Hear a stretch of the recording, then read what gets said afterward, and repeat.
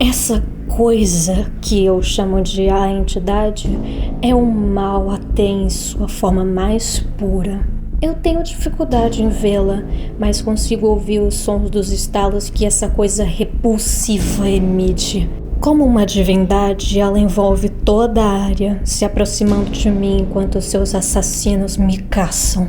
Ela não parece ser perigosa por si só, não até que você seja pego e o assassino lhe pendure em um daqueles ganchos abomináveis. Eu já acabei lá várias vezes, e toda vez anseio tanto pela liberdade quanto pela fuga. A dor se funde com o medo de uma forma horrível. E mesmo assim, eu retorno, mais ou menos todas as noites. Uma vez no gancho, a entidade assume o controle, puxando-o para cima, rumo a algo mais. Isso é um trecho do diário de Benedict Barker, que foi escrito em novembro de 1896. Bom dia, boa tarde, boa noite. Eu não sei qual é o horário que você tá vendo esse vídeo, mas a voz do além que vos fala é a Rose e sejam bem-vindos ao meu canal. Se você tá nesse vídeo, muito provavelmente é porque você, assim como eu, também se interessou pela história, pela lore de DBD, mas praticamente não encontrou nada. E você também deve ter feito perguntas como por que existem assassinos que são de outros jogos, por que os assassinos têm que pendurar os sobreviventes nos ganchos, ou até a pergunta de por que sobreviventes que têm treinamento militar não vão pra cima dos assassinos. Mas pra responder essas perguntas nós vamos ter que voltar no início da lore, que a gente vai ter que introduzir a nossa principal personagem desse vídeo, que é a entidade. A entidade, ela é um ser cósmico que se especula que existe desde a criação da Terra. Ela é uma presença misteriosa e quase divina, cuja origem e a natureza não são totalmente explicadas no jogo. E as únicas coisas que são explicadas dentro do jogo é através de um outro personagem importante chamado o Observador. O Observador, ele não é nem um sobrevivente e nem um assassino. Ele é apenas um cara que acabou ficando preso na Torre do Observador, que fica dentro do reino da entidade, que é onde a entidade atrai os assassinos e os sobreviventes para esse local para começar os tais julgamentos. A gente descobre que por causa das pesquisas do observador que ele fez enquanto preso na torre, foi que a entidade ela se alimenta de sentimentos humanos, mais especificamente o medo, sofrimento e desespero. Só que a entidade ela não vai atrás de causar essa dor, esse desespero nas pessoas. Ela vai atrás de, entre aspas, recrutas para fazer esse serviço, que são os assassinos. E a entidade ela pode oferecer qualquer coisa que o assassino quiser, poder, vingança ou só a vontade de matar mesmo. Mas o que acontece se o assassino recusar a oferta da entidade?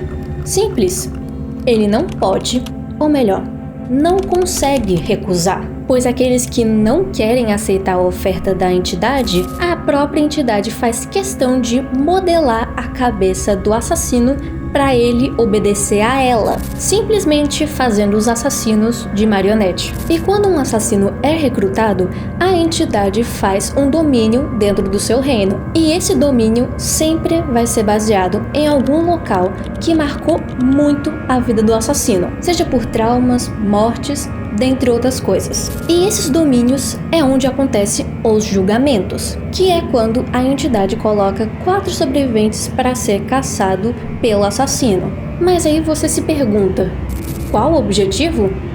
A entidade quer se alimentar de emoções humanas, do mesmo jeito que eu disse anteriormente, da dor, do sofrimento e do desespero.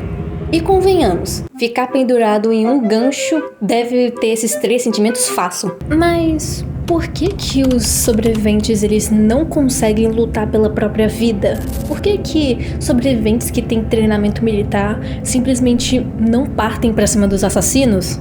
Bem, A resposta é: eles não conseguem fazer nada contra os assassinos, porque a entidade não deixa. Ela meio que cria uma barreira invisível em volta dos assassinos que faz com que eles não recebam dano direto dos sobreviventes. E o máximo de dano que os assassinos sofrem dos sobreviventes é eles serem cegados pela luz da lanterna. Mas os sobreviventes eles não podem ficar se dando ao luxo de usar o tempo inteiro a lanterna, porque ela tem bateria. Se ela acabar, morreu todo mundo. Até porque a entidade ela nunca teve a intenção de dar armas para os sobreviventes. Porque se os sobreviventes eles tivessem a certeza de que todos os julgamentos que eles participassem, eles iriam ganhar armas, não faria sentido, até porque esse sentimento que eles iam ter não teria medo nem sofrimento, eles teriam coragem. A entidade, ela sempre teve a intenção daqueles julgamentos ser uma interação entre gato e rato, predador e presa. Então ela não quer dar a arma pra presa. Mas calma que nem tudo é o preto no branco. Isso porque o observador, que recebia todas as informações dos sobreviventes e dos assassinos, até porque quem fazia as anotações sobre eles era ele, viu a injustiça que a entidade fazia com os sobreviventes, porque eles não tinham praticamente nenhuma chance de escapar. Foi aí então que ele criou os geradores, como uma forma de tentar ajudar os sobreviventes a escapar. E mesmo a entidade vendo tudo o que ele estava fazendo, ela decidiu não interromper ele, ela deixou os geradores nos domínios dos assassinos. E aí que você me pergunta, por que ela faria isso? Por que ela deixaria uma forma dos sobreviventes de escapar? Na verdade, mesmo sendo de forma indireta, os geradores ajudam a entidade, porque os geradores dão esperança para os sobreviventes. Calma que eu vou dar um exemplo. Vamos dizer que você tá muito desesperado porque você quebrou alguma coisa que você ama muito, do fundo do seu coração. Mas você ainda tem uma certa esperança de que você pode consertar essa coisa que você quebrou. Então você vai, chama um técnico, ele começa a analisar esse objeto e ele simplesmente do nada vira pra você e fala: não tem mais jeito, as suas esperanças morrem e o seu desespero aumenta mais ainda. E é exatamente isso que a entidade usa os geradores, como uma fonte de esperança só para ser quebrada no final. E outra coisa que a entidade ela gosta de fazer muito é viajar entre os universos. E isso é explicado pelos assassinos e os sobreviventes que não deveriam estar ali. Eles não foram criados pro jogo, eles são de outras franquias, de outros jogos que até então não teriam relação nenhuma com Dead by Daylight. E aí você pode até se perguntar, por que eles estão ali então, se eles não teriam relação nenhuma com Dead by Daylight? Até então, eles só seriam personagens que foram criados pelos autores para poder contar uma história que eles fizeram na cabeça deles, certo? Bem, na verdade, segundo a lore de DBD, os criadores, eles nem teriam criado as suas próprias histórias. Na verdade, eles teriam enxergado além do seu próprio universo.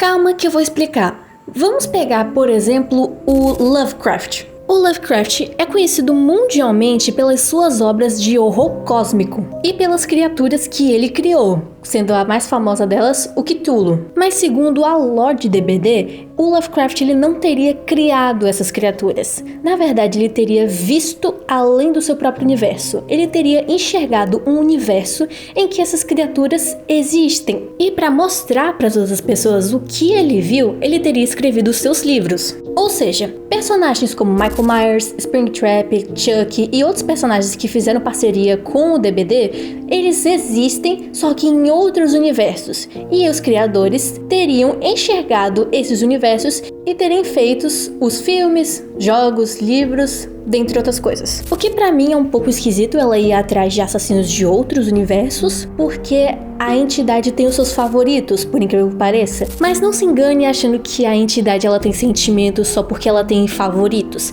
Esses assassinos e sobreviventes só são os favoritos dela porque eles trazem mais sentimentos humanos pra ela. E esses favoritos eles acabam ganhando mais coisas da entidade. E isso é o contrário dos não favoritos da entidade, que são aqueles assassinos e sobreviventes que não dão sentimentos humanos pra ela. Esse dão é muito pouco, ou seja, a entidade ela não vai pegar nem um pouco leve no quesito de tortura. A entidade ela vai fazer o possível para poder tentar melhorar o desempenho dos assassinos e dos sobreviventes. Ela não quer desobediências, muito menos revoltas. Isso é um comportamento completamente diferente quando se trata dos favoritos dela, que são aqueles que são mais privilegiados por ela.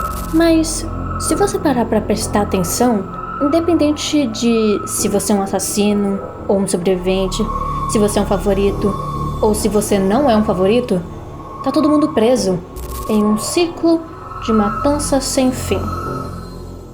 E com isso nós finalmente chegamos no final do vídeo. Eu realmente espero que você tenha gostado e se não for muito pra vocês, eu gostaria de pedir que vocês deixassem seu like, se inscrevessem e aproveitassem e comentassem se vocês gostariam que eu continuasse esta história de DBD contando a história dos assassinos e dos sobreviventes. E que eu prometo que eu vou fazer e eu não vou deixar a preguiça me dominar.